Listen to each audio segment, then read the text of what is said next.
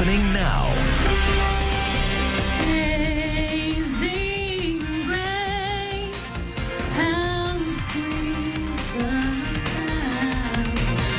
A community in mourning, the pain of 20 lives now lost, still searing. I had 4 nieces, and they're all dead. They were in there. Teachers, professors, newlyweds, and sisters, all dead after the tragedy in Schoharie. I'm empty. It's an indescribable pain. I have like no words for it. Never felt a pain like this ever in my life.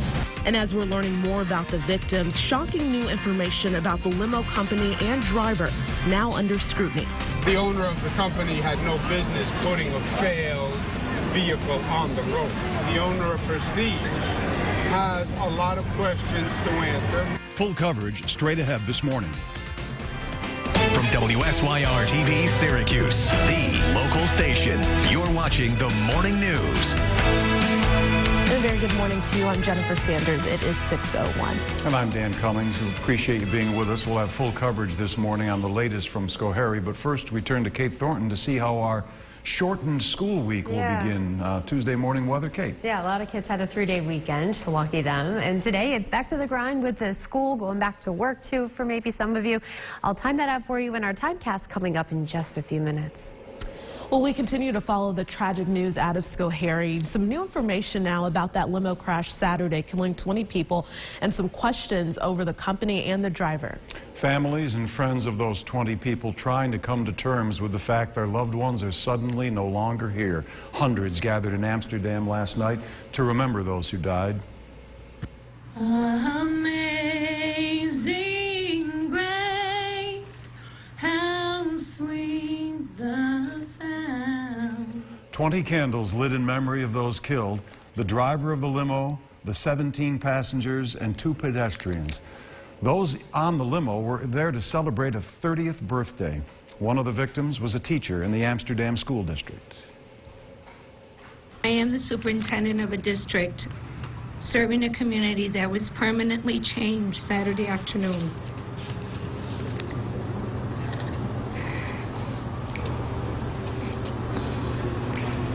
These are not the circumstances under which I wish we were here tonight. School will be delayed in Amsterdam today, and grief counselors available for students and staff. Well, we've also learned Brian Huff, a professor at SUNY Oswego, was one of those killed outside of the limo. News Channel 9's Rob Hackford went to campus and has reaction from there. SUNY Oswego is still waiting for official confirmation from state police, and for now is not saying that Huff died in the Schoharie crash specifically. In Oswego, Rob Hackford, News Channel 9. And counseling services will be available this week from 9 to noon, as well as from 1 to 3:30 in the Mary Walker Health Center at SUNY Oswego. From the loss of life to the investigation itself into this horrific crash, it took a major turn. The governor's office was the first to report midday yesterday that the limousine, a 2001 Ford Excursion, had failed its inspection just last month and shouldn't even have been on the road. The driver should not have been behind the wheel. He didn't have the appropriate driver's license. The company, Prestige Limo, says they have now taken all their vehicles off the road until this investigation is over. The crash now calls into question safety regulations that had already failed in the state. The limo was required to have seatbelts, but passengers aren't required to wear them.